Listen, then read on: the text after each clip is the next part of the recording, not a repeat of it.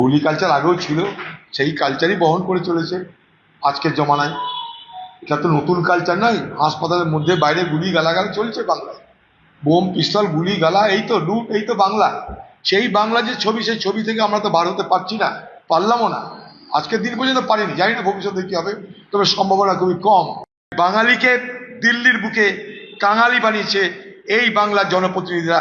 তার মধ্যে আমাদেরও মুর্শিদাবাদ জেলার 3টে মক্কেল আছে, তারা গ্রামে ঢুকতে পারবে না বলে ভয়ে এসআর নিয়ে কথা বলছে।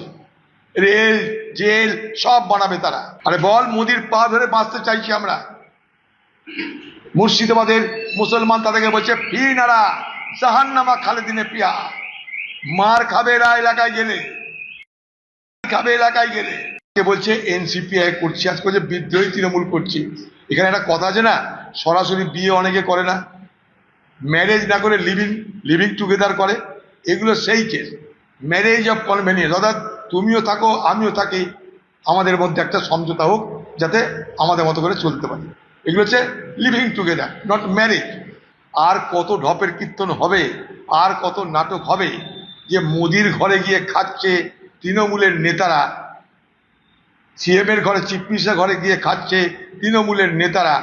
তার পিছনে কারণটা কি, এটা বোঝার মতন ক্ষমতা বাংলার প্রত্যেকটা ভোটারের আছে। ওই এক প্রার্থ আর 2-4টে চোরটা জেল খেটেছে, ছাড়া আর তো কারো কিছু দেখছি না। বাকি তো সব কে কোথায় বিভিন্ন দ্বীপে পালিয়ে চালিয়ে গেছে। তো তদন্তকারী সংস্থা যারা, তাদের উপরে সবকিছু নির্ভর করছে, সবকিছু নির্ভর করছে তদন্তকারী সংস্থার উপরে। কোর্ট, মহামান্য আদালত, সে মানুষ দেখে বিচার করে না, সে কাগজ দেখে, সাক্ষী দেখে, তথ্য দেখে, প্রমাণ দেখে বিচার করে। তা মহামান্য আদালতের কাছে যে ধরনের তথ্য প্রমাণ কাগজ জমা পড়বে তার উপরেই বিচার হবে।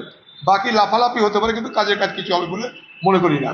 জনগণনা 2021 সালে করার কথা ছিল, করতে পারেনি সরকার, কোভিডের কারণে মেনে নিয়েছিলাম আমরা। জনগণনার নামে স্বচ্ছতা থাকা দরকার। একবার তো এসআর প্রক্রিয়ায় লক্ষ লক্ষ মানুষের নাম বাদ গেল, এবার জনগণনা প্রক্রিয়া কত মানুষের নাম বাদ যাবে সেটা নিয়ে আমি আতঙ্কিত। কথা সঠিক বলেছি এটুকু বলতে পারি, কারণ আইন নিজেদের তুলে তো ক্ষমতা নেই। সেদিনও প্রশ্ন ছিল, আজও প্রশ্ন। পরে মানুষ নিশ্চয়ই বুঝতে পারছে এটা একটা সাজানো ঘটনা ঘটেছিল, কোনো ভুল নেই এখানটাই। আর তারপরেও কথা যে যদি আমরা নিজেরা শাস্তি দিতে আরম্ভ করে দিই, তাহলে কোর্ট রাখার তো কোনো মানে হয় না, তাহলে বিচার ব্যবস্থা রাখার কোনো মানে হয় না, আইন তৈরি করার কোনো মানে হয় না। করতে পারে, তদন্ত হবে, বিচার হবে।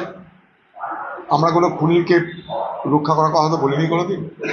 সত্য মিথ্যা জানতে হবে, আন্দাজে কথা বলা যাবে না। গরিব মানুষ, গরিব মহিলা, তাদের কোনো পার্টি, কোনো জাত, কোনো ধর্ম, বর্ণ যেন বিবেচনার অধীনে না আসে। তাদেরকে যা কথা দিয়েছে ভোটের আগে সরকার, সেই প্রতিশ্রুতি পালন করুক, এটাই আমাদের দাবি। অন্নপূর্ণার ভাণ্ডারের টাকা যেন সবাই পায়।